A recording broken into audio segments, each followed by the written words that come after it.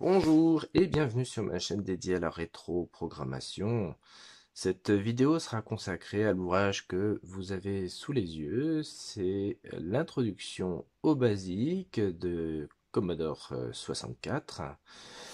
Euh, Aux éditions Commodore et pour la France édité par Procep et ici je ne sais pas si vous le voyez bien, aux États-Unis c'est resté édité par Commodore Computer. Alors cet ouvrage se présente comme un moyen d'apprendre par soi-même. Le basique, c'est de l'auto-formation, en anglais teach yourself. L'ouvrage était fourni avec les deux ouvrages en fait. Le deuxième ouvrage est dissimulé ici, c'est le tome 2, le tome 1 est là. Alors, chaque ouvrage était fourni avec deux cassettes. Ici, vous avez les cassettes pour le tome 2, et là, vous avez les cassettes pour le tome 1, avec des programmes qui illustraient en quelque sorte les cours dans ces deux ouvrages. Il y a une partie théorique et puis une partie pratique, des exercices à chaque fois, par chapitre. Alors la particularité ici dans ces ouvrages, c'est qu'on parle d'unité, unit en anglais, on voit l'effort de traduction. Des ouvrages de Commodore, comme toujours. Alors c'est un excellent ouvrage en fait, c'est très très bien pour apprendre le basique. En revanche, comme tous les ouvrages de Commodore, ça pêche au niveau de la traduction, évidemment. Alors, vous avez vu ici le petit sigle de Procep. Procep s'est chargé de distribuer tous les produits Commodore en France. Et cet ouvrage en faisait partie. Et cet ouvrage n'était pas livré d'office, n'était pas livré par défaut avec le Commodore 64. Il fallait l'acheter. Beaucoup l'ont acheté avec leur ordinateur auprès de la FNAC, pardon. Il y avait un pack, je crois, c'était un pack qui contenait le lecteur de cassette et puis le tome 1. Le tome 1, on le trouve assez facilement. Le tome 2 est beaucoup plus difficile à trouver parce qu'il ne faisait pas partie du pack, justement. Moi, je l'ai, alors je l'ai tout, enfin, je l'ai eu, j'étais tout petit, j'étais très heureux parce que je trouvais l'ouvrage très, l'approche, didactique, facile, ça correspondait bien à mon état d'esprit du moment. Maintenant, j'aime peut-être un peu plus les ouvrages qui rentrent dans le détail, qui sont plus techniques, peut-être plus théoriques, mais à l'époque, j'aimais bien cette approche pratique. Et alors, comme je vous l'ai dit, c'est ce qui pêche un petit peu dans cet ouvrage, c'est la traduction, et ça commence très fort dès l'introduction où on lit: soyez le bienvenu au cours de programmation sur Commodore 64. C'est une machine superbe pour se livrer à des jeux et pour réaliser des figures et des sons passionnants sur votre poste de télévision. Il constitue aussi de plein droit un ordinateur complet et moderne. Alors, quand on voit de plein droit, on se demande, mais qu'est-ce que c'est que cette expression? Et j'ai pas compris, personnellement, et je suis allé voir ce que donnait la version anglaise, et j'ai lu In its own right, ça veut dire en lui-même, de par lui-même. En latin, on dirait percer. Voilà, donc dès l'introduction, on voit que Commodore a mis beaucoup d'argent dans la traduction. Et également, j'ai noté des petites différences. Alors moi, je n'ai pas la boîte d'origine, j'ai pas le carton blanc qui permettait de maintenir les cassettes. Je sais qu'il existait, j'ai encore le souvenir dans ma tête, je les ai pas revus après toutes ces années. Il y a une petite différence avec la version anglaise. La version anglaise était livrée avec, vous voyez, cette petite réglette qui permet de dessiner des organigrammes, voilà, des diagrammes, vous savez, informatiques. Alors je sais pas si c'est très utile, mais c'est sympa. De même, je vous montre le contenu de la boîte anglaise. Ça ressemblait à ceci. Vous n'avez pas le boîtier en plastique qui permet de maintenir les cassettes. Les cassettes sont maintenues à l'intérieur de la boîte, ce qui incite à garder d'ailleurs la boîte. Et on retrouve d'ailleurs des sortes de boîtes un peu standards, vous voyez, comme si cette encoche avait vocation à contenir une cartouche Commodore. Alors voilà pour un petit peu la présentation générale. Euh, le tome 1 commence par un peu la mise en route de l'ordinateur. Alors c'est étonnant, on se dira, c'est un ouvrage dédié au basique, pourquoi on parle de branchement, de connexion. Bon, parce que on va aborder les instructions de base qui permettent de charger des programmes comme ceux qui sont sur ces cassettes. Vous avez load test, vous voyez. Donc bon, c'est vraiment didactique. C'est bien, c'est très très bien pour quand on débute. Et puis ça commence assez fort avec des petits exercices. On vous demande combien il y a d'espace inscrit, le nombre de caractères de colonnes qui sont affichables en mode texte, et puis le nombre de lignes. C'est pour s'assurer que vous avez bien compris comment fonctionnait l'ordinateur. De même, l'ouvrage entre dans le détail de la manipulation du clavier avec l'utilisation qu'on peut faire de la touche Commodore, la touche Shift. Alors je vois également il vous dit comment on peut réaliser des graphiques avec du graphisme avec les graphiques qui sont sous les touches. Je vais vous montrer un peu mieux ici. Là, vous avez donc une illustration des petits graphiques qu'on peut utiliser sous le clavier. Ici, on peut faire des drapeaux. Et là, vous avez le drapeau français, bleu, blanc, rouge. Mais dans la version anglaise, vous allez rire, c'est pas le drapeau français. J'ai trouvé ça amusant. Je me suis dit, tiens, bon, au moins les traducteurs ont fait une sorte de petit effort de traduction. Alors c'est le chapitre l'unité 3-4 que je la retrouve. Voilà. Alors bon, on a bien la Tanzanie, la Tchécoslovaquie, enfin à l'époque la Tchécoslovaquie, puisque ça n'existe plus, mais c'était l'Italie. Donc vert, blanc et rouge. Je pense que ça devait parler un petit peu plus à la communauté italienne de New York que le drapeau français. Voilà pour le petit truc drôle. Bon, on est sur de la manipulation de clavier, et puis ensuite très vite les cours commencent sur les instructions un petit peu de base, notamment l'instruction print qui est finalement peut-être l'instruction la plus importante du basique, avec aussi bien des instructions qui permettent d'afficher des chaînes de caractères que des variables directement. Également l'utilisation du point-virgule, la différence avec la virgule, et puis également l'utilisation de la virgule ou d'un point-virgule avec des chaînes de caractères. Donc voilà, print. Après, je crois que l'ouvrage aborde les variables, ou non, la fonction list, exactement, la possibilité de lister dans un listing uniquement une ligne. Et puis ensuite, c'est l'utilisation de variables, si mes souvenirs sont bons. Je crois que c'est let, plus très sûr. Oui, c'est ça.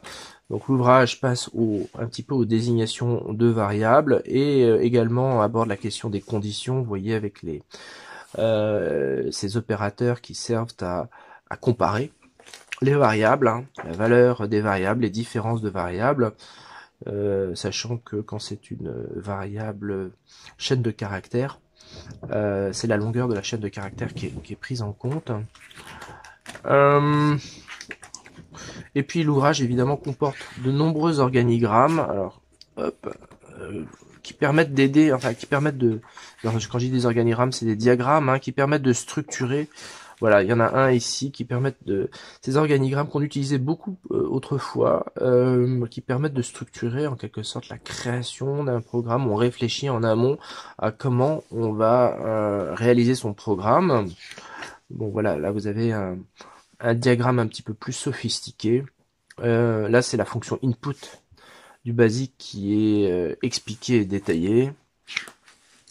Également, bon, l'instruction for, hein, qui permet d'effectuer des boucles.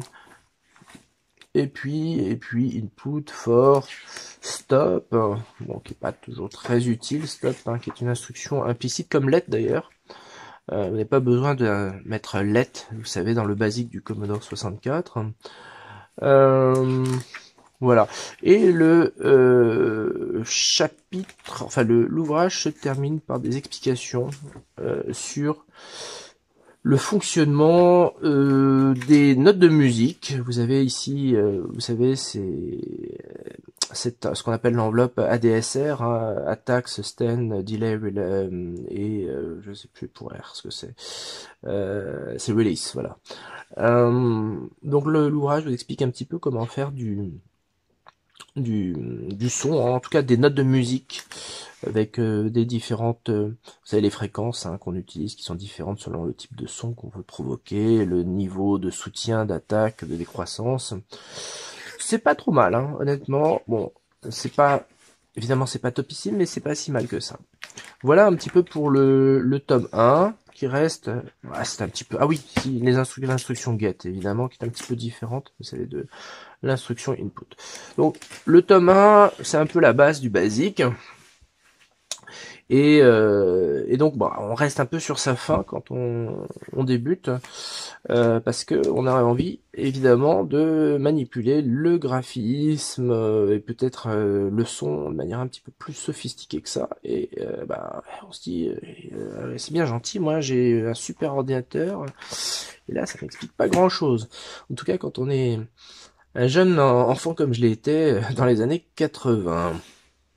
Maintenant, le tome 2 qui va rentrer un petit peu plus dans le dur du basique. Alors, il va commencer par expliquer, hein, ces instructions qui sont un peu liées, data, read et restore, hein, qui sont fondamentales dès qu'on commence à travailler avec des données, et le graphisme et le son, c'est rien d'autre qu'une application de données. Il rentre un petit peu plus dans le détail des programmes complexes, et notamment avec cette notion de, vous savez, sous-routine ou routine secondaire, sous-programme et programme principal, en expliquant comment fonctionne l'instruction go sub.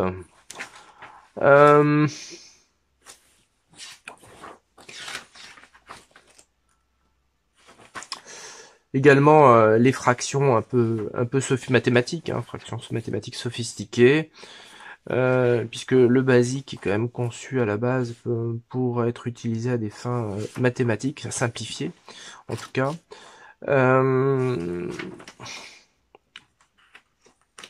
Donc l'instruction data, hein, qui peut être utilisée aussi bien avec des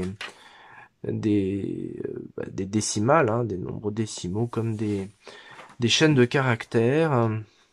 Et évidemment, l'ouvrage va commencer à aborder la notion de chaîne de caractères avec ses instructions particulières, vous savez, mids, length, right, left, qui permettent de manipuler, hein, les chaînes de caractères.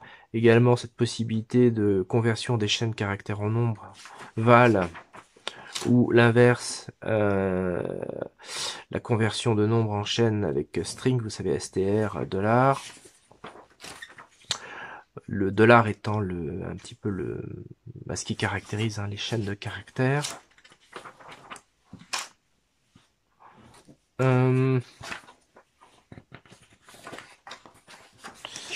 Et puis, voilà. Alors là, on voit ici, je voulais m'arrêter ici quelques secondes. C'est toujours, hein, on est sur les chaînes de caractères, et une possibilité de comparer d'effectuer des comparaisons de chaînes de caractères, sachant que c'est la longueur de la chaîne de caractères qui va être prise en compte.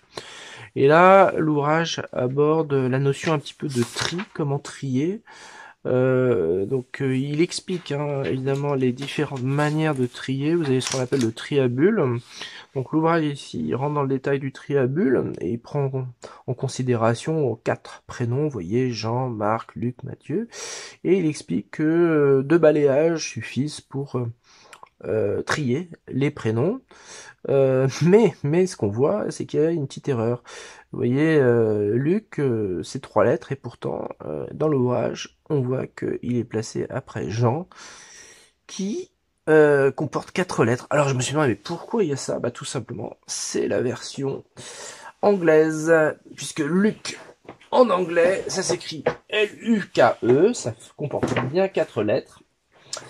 Et donc, Jean, Luc ou Marc en anglais, c'est équivalent en nombre de lettres, mais en français, ça donne un résultat un petit peu différemment. Donc on voit que les traducteurs hein, n'étaient pas des programmeurs et se sont fait en quelque sorte un peu avoir. Je vous montre hein, ici la version anglaise, vous allez voir. Vous voyez John, Luke, Mark, Matthew. Ouais, donc il suffit pas d'avoir des traducteurs pour revoir des ouvrages de programmation. Ouais, c'est vrai que c'est un vrai boulot, celui de traducteur. Je l'ai été, moi, dans d'autres domaines. Et je sais que c'est très compliqué quand la matière est technique. Un traducteur, un simple traducteur est pas capable de faire le travail parce que il y a, voilà, il y a des concepts, des idées, des implicites que le domaine littéraire n'a pas. Alors, le tri rapide. Donc ici, l'ouvrage rentre un petit peu dans le temps que peut prendre hein, les différentes sortes de tri, hein, tri rapide, tri à bulle. Je ne veux pas trop rentrer dans le détail, mais voilà, vous savez que si ça vous intéresse, l'ouvrage de base du Commodore 64,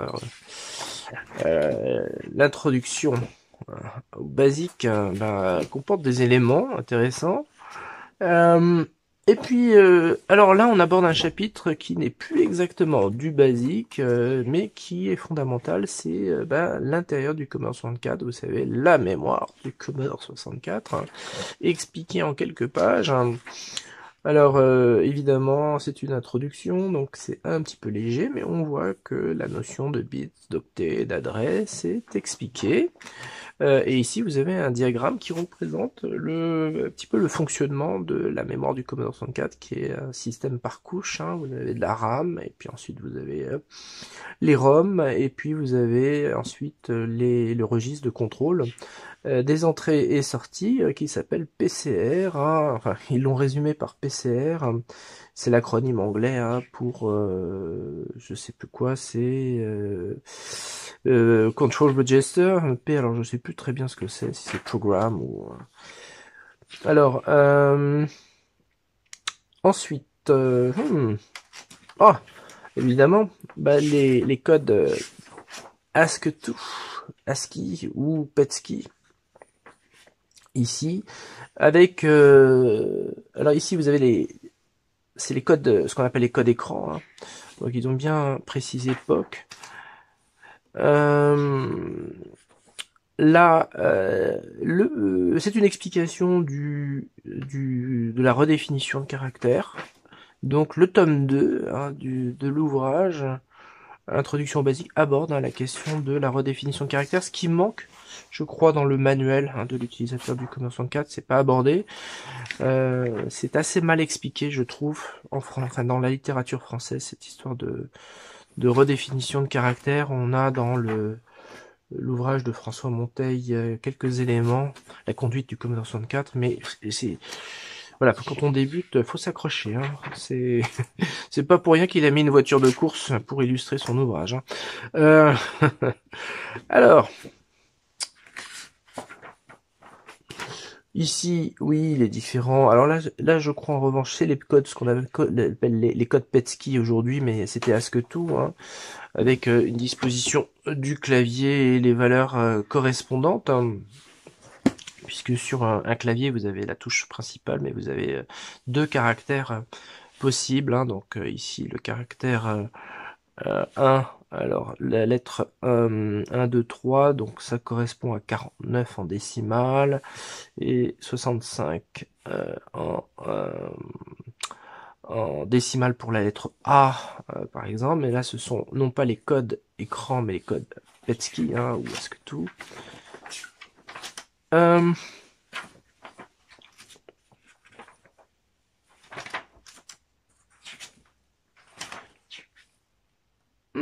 Et puis, on a après quelque chose un petit peu plus sophistiqué, c'est le stockage, hein, de données, l'enregistrement de données, vous savez, sur cassette ou disquette, avec cette instruction particulière open qui est assez compliquée à utiliser. Voilà, il faut voilà, il y a, alors et en plus vous savez cette fonction print ou dièse, print dièse ou input dièse. Je vais pas vous l'expliquer là maintenant. C'est des instructions assez compliquées pour des débutants. Bon, c'est abordé dans le tome 2, mais il faut quand même avoir un bon niveau pour comprendre comment ça fonctionne. Alors on arrive à la fin de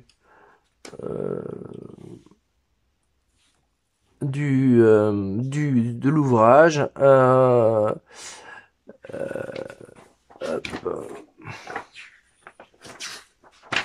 Ah oui. Alors ici, dans cette partie, ce sont les sprites qui sont expliqués en manière assez succincte, oui, assez courte, mais sans doute un peu plus longue que dans le manuel de l'utilisateur. Et c'est la terminologie officielle employée ici dans l'ouvrage, c'est bien sprite. Hein. Les lutins un petit peu sont abandonnés, et les sylphes aussi, hein, c'est un autre terme qui était employé, c'était les sylphes, les lutins. Alors cette profusion de termes, hein, pour désigner la même chose, ça ne faisait que, je pense, embrouiller les esprits. Moi le premier, hein, voilà, on n'est jamais vraiment très sûr de quoi on parle. Est-ce que voilà, au moins quand on utilise un terme, on sait exactement quelle est la réalité qu'il recoupe. Et puis là, on voit effectivement ces les différentes valeurs des registres qui permettent de contrôler les sprites. Hein. Je vous renvoie à ma vidéo si ça vous intéresse. Ici, il y a même une illustration de la partie visible des sprites, hein, quand ils sont affichés à l'écran.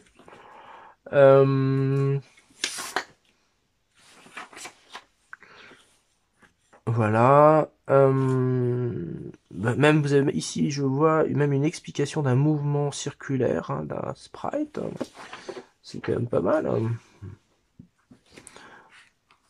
Affichage de plusieurs sprites. Vous voyez, donc, je n'ai pas regardé le nombre de pages qu'il y avait, mais c'est quand même beaucoup plus détaillé que dans de nombreux ouvrages. Hein. Et puis enfin, ça se termine.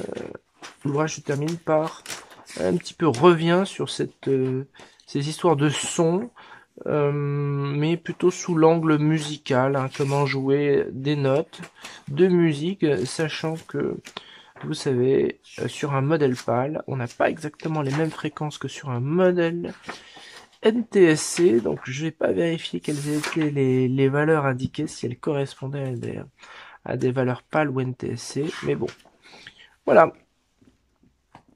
Voilà pour ce chapitre 2 qui est sans doute beaucoup plus intéressant que tome 2 qui est sans doute beaucoup plus intéressant que le tome 1, mais paradoxalement, cet ouvrage, le tome 2, est beaucoup plus rare. Voilà. La vidéo est terminée, j'espère qu'elle vous a plu et je vous dis à bientôt.